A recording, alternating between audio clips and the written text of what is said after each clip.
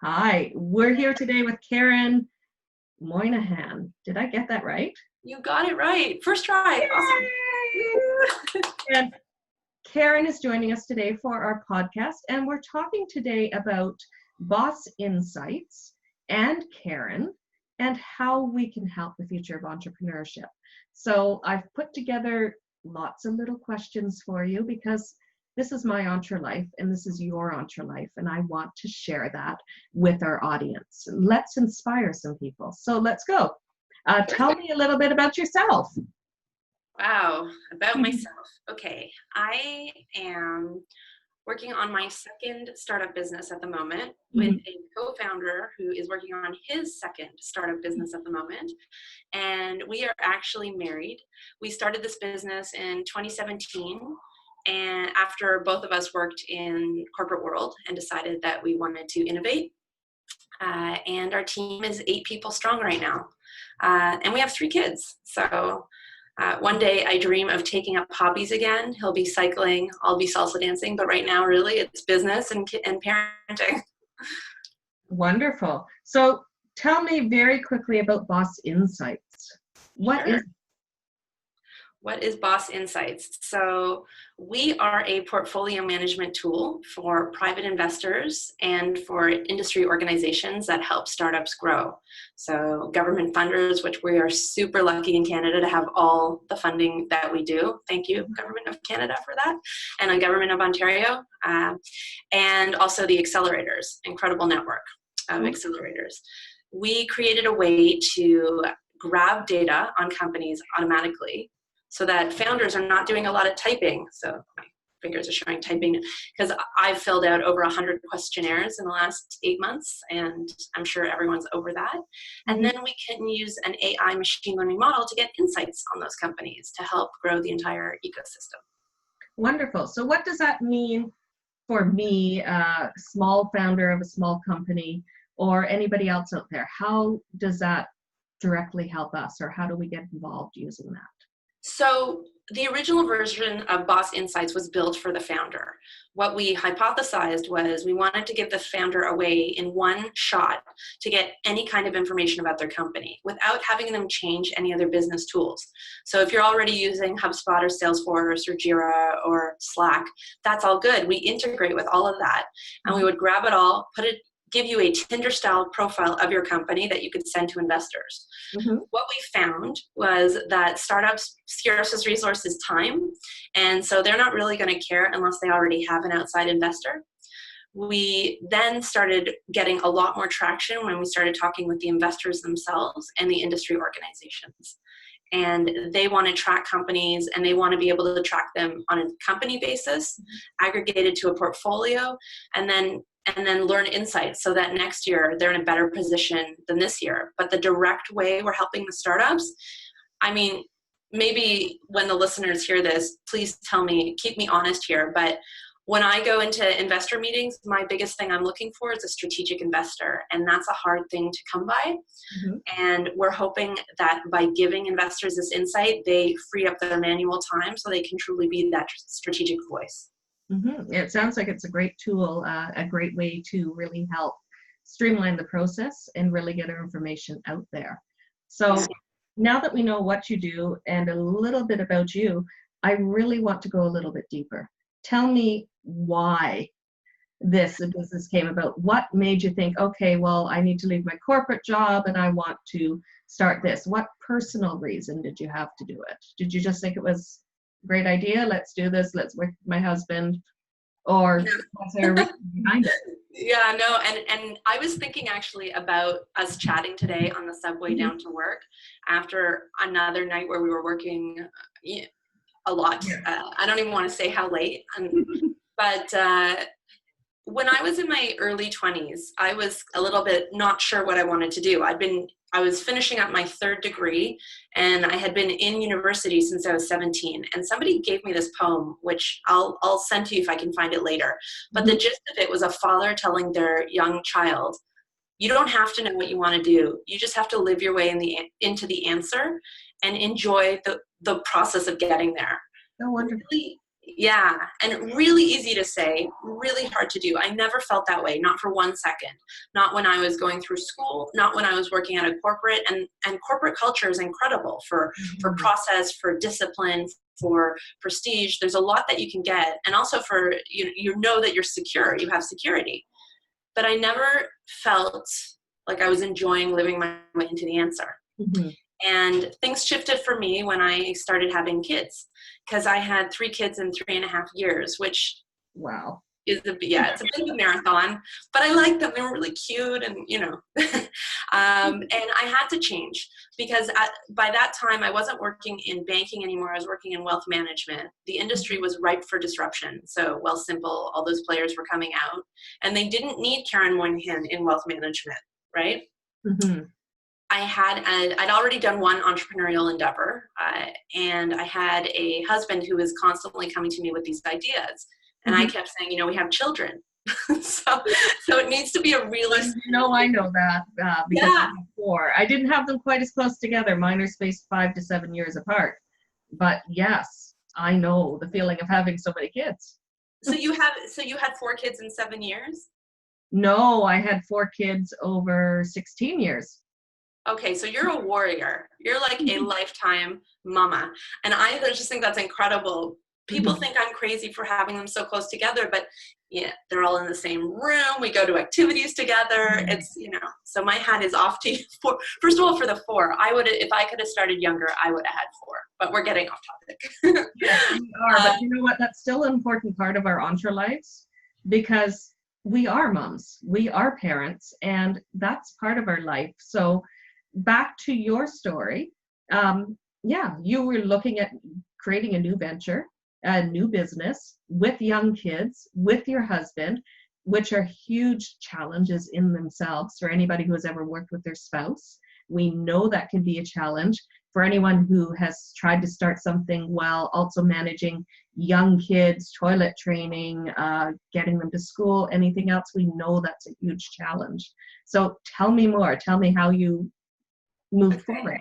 So this thing about starting a business or working for your husband, and it sounds like with your spouse, sounds a little bit like, don't renovate your house. It's like the boogeyman is out there to get you, right?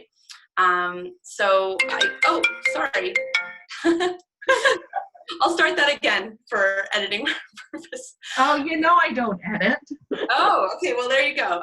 This is full real life here. So my dog just phoned in the background. That's the kid's school that was just calling me, but it's all good. I have a different number for when it's an emergency call. But, so you hear of things like that, and you hear that you're supposed to be worried. I was always worried that nothing I would do would have any impact. And I didn't feel like I was having real impact in my corporate life. And also in wealth management, if I were going to go and be a wealth manager, I was going to have to bring assets in. I would never be able to see my kids in a normal way. And that for me is really important.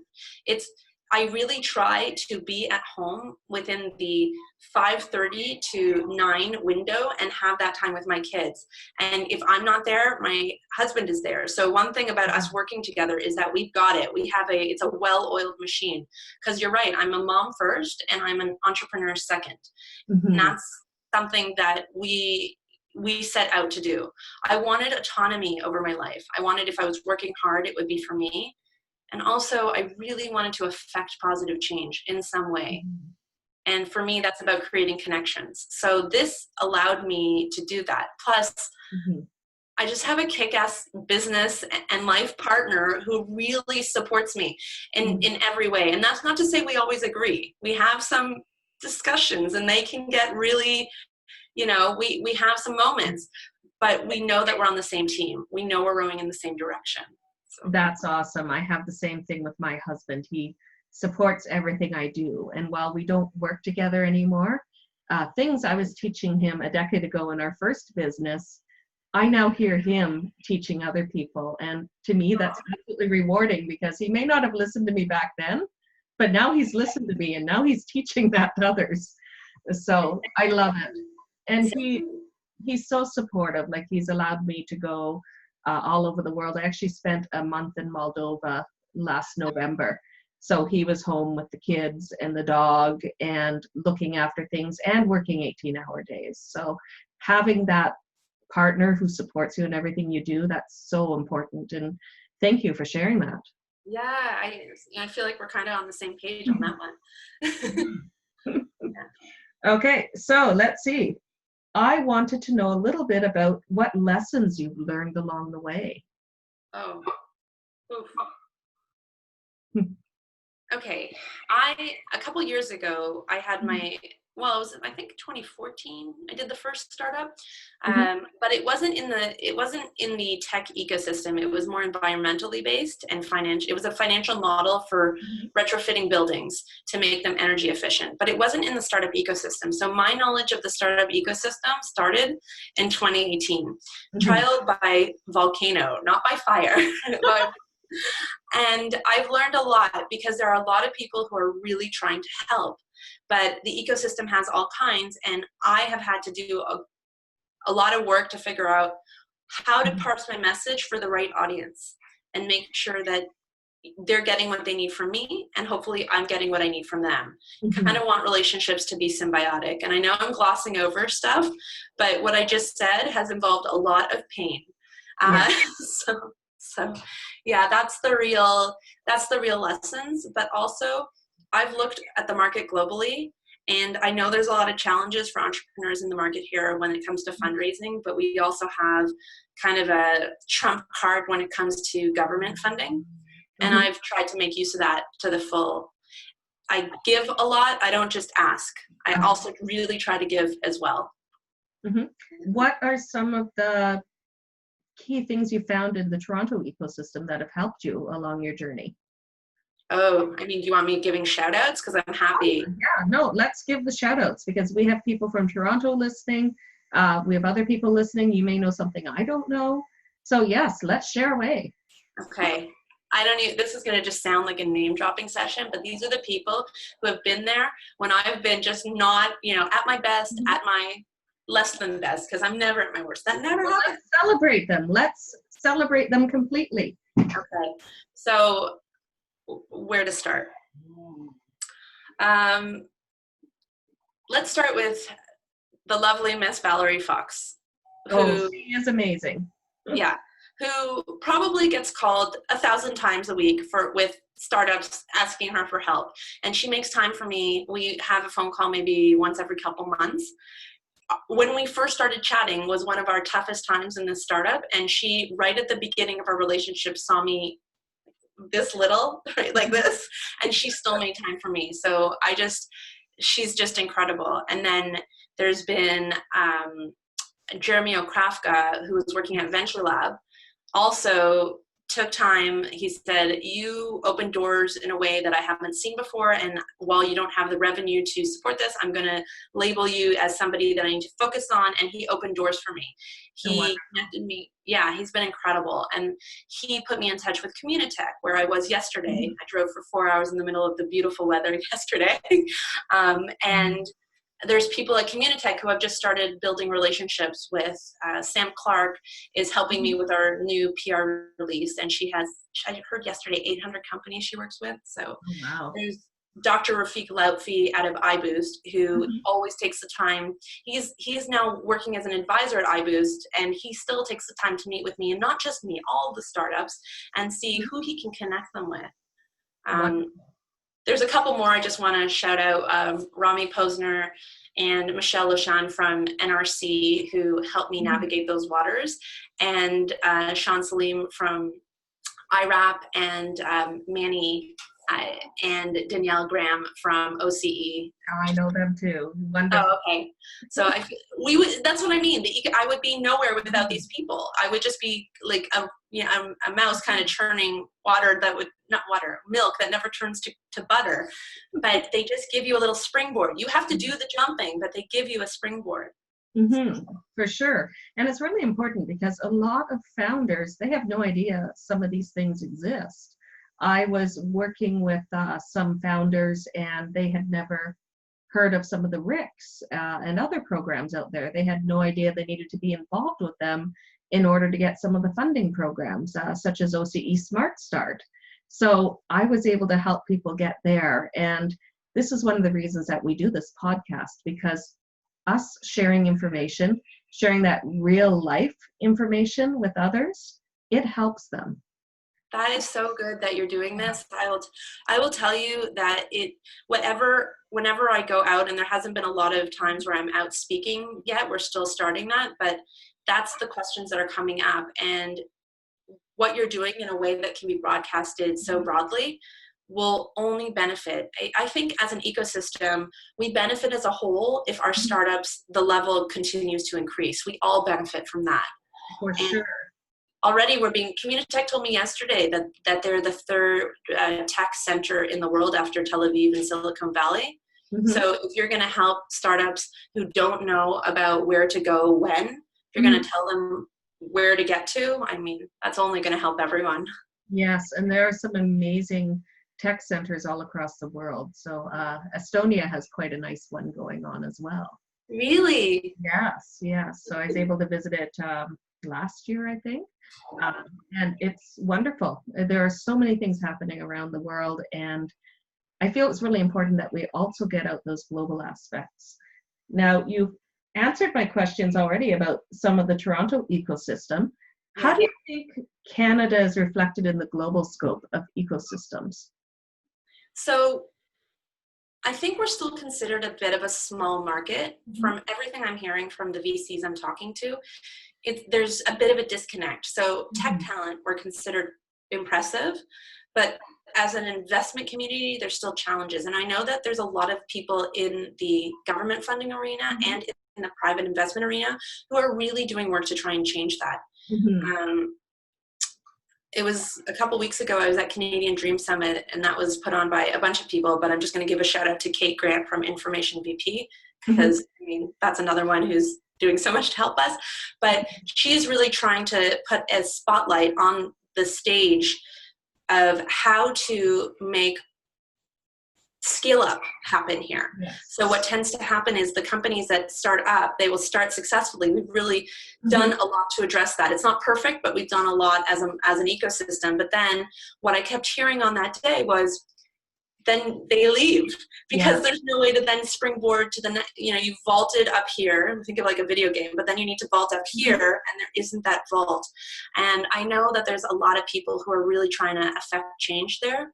So I kind of think we're on the precipice of something really exciting. Yes.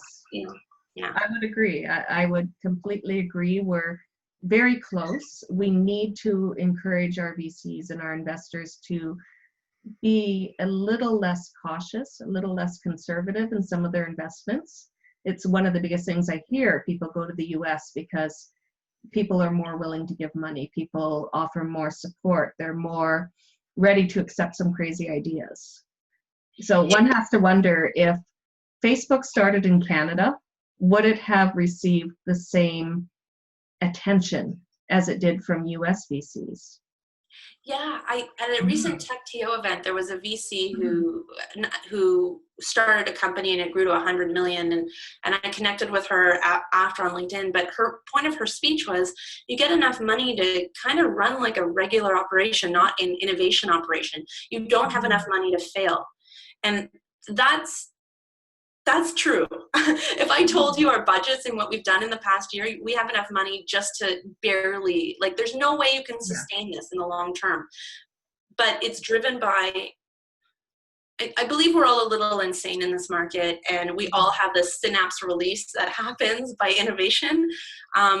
But there isn't enough money to fail here. So the word on the street when people are raising is, you got to go to northeastern US. You have to go to Silicon Valley. Some of the VC investors we're looking to raise, when I was talking with them 6-9 months ago, are now looking to start their fund in the US. I don't want that. I want Canada to be on the global stage. And there's no reason we can't be. How big is Israel? And they're, you know, when they place bets, right? They're leading in cybersecurity. And, you know, I want us to be leading. A little bit more faith, a little bit more excitement with the moonshots going on in Canada, because there are some great global companies.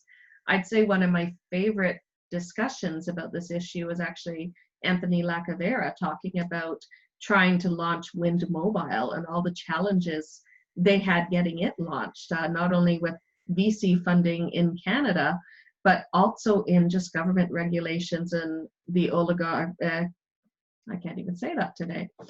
Anyways, fighting with Bell, Rogers, and Shaw, fighting with the major players, TELUS, just to get into the airspace. So it was really hard for them to break into the Canadian market, even though they were Canadian. So I know we can do better.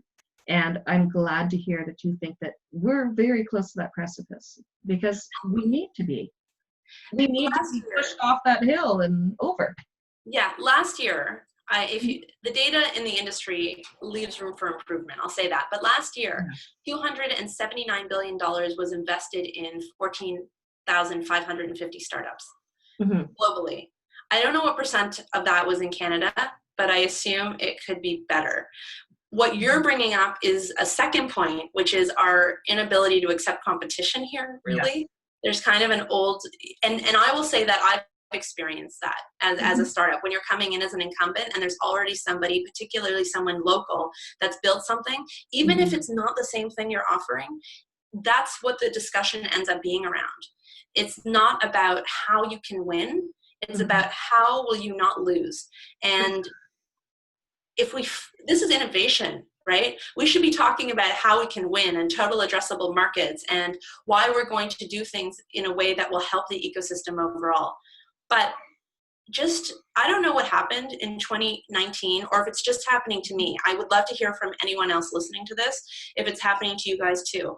I feel like 2018 was one mood and 2019 is another, and there's just an energy. I'm feeling like there's room. There's room to open the door. There's room to discuss. That people are really trying to do things. Do you get that? Yeah. I've been working with a lot of people who have been working on trying to do things for the last few years. So I definitely see the efforts coming together, and I see a lot more people pushing to make things happen. So we have to keep going. We have a choice, we can stop, but that's not a choice we want. So we're going to keep going. We're going to keep strengthening Canada and build us up on the global scene. It's so important. Yeah. Yeah. So let's see. I know we're coming close to the end of our time. What I wanted to know from you is, how do you feel we can support women entrepreneurs? I think what you're doing is one excellent way to support women entrepreneurs, just giving us a platform to talk about what we've been doing on an individual basis. It's usually the way it's been is I'll be at an event, see another female entrepreneur, she'll say what she's doing, I'll say what I'm doing, and then right away it's, what do you need? What do you need? And we connect people. And that happens on a one-off, and then it kind of fizzles, right? Because everyone is too busy. What you're doing is a great way to give somebody like me a platform to talk about what we're doing. So thank you for that. What we're trying to do to support female entrepreneurs is, we just finished building a model, an AI model that predicts success for startups given an early data set. So if you take data from a 5-year period, we can tell you what's the likelihood you'll have an exit, you'll fundraise, you'll grow your headcount with a high degree of accuracy. So we're very excited about that. And we wouldn't have done that without the support of people like BDC, RBC Reach, Futurepreneur, Global Accelerator Network, which has 70 accelerators around the world, and also Next Canada. So thank you for data contribution. But we built a way to grab this data automatically, protect the privacy of the startups, but build something that can improve the ecosystem overall. So that for all the startups out there, when you're going, it's hard enough to get money. When you're going to meet with those VCs, they'll know about you in advance. So your conversation can be about who you are as a founder. And we want everyone's feedback to let us know if we have it right or if we have it wrong, because we're always innovating. And then as a mom, coming from the position as a mom, what else would you recommend for women entrepreneurs? And not just the higher growth startups or tech startups, for someone starting out even a mom and pop business, what type of advice would you give that woman entrepreneur? Huh. So I have a lot of support, right? Mm-hmm. And not everybody has that kind of support and they're doing it all by themselves.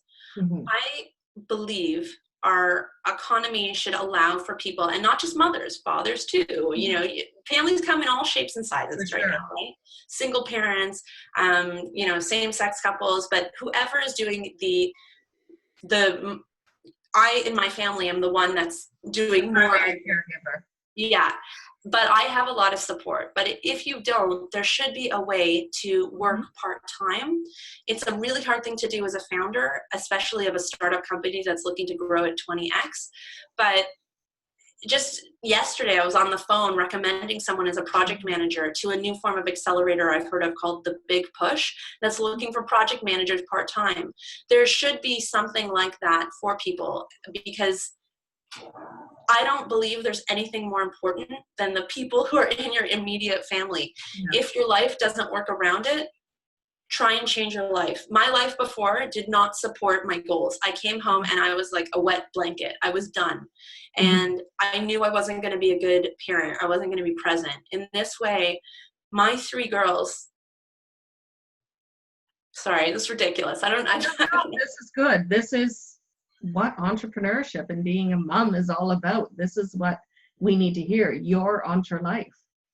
I want to give them something to be proud of and something to look up to. And I don't know that going to school and being a doctor or a lawyer or an accountant is going to cut it. It's all going to be disrupted in the next.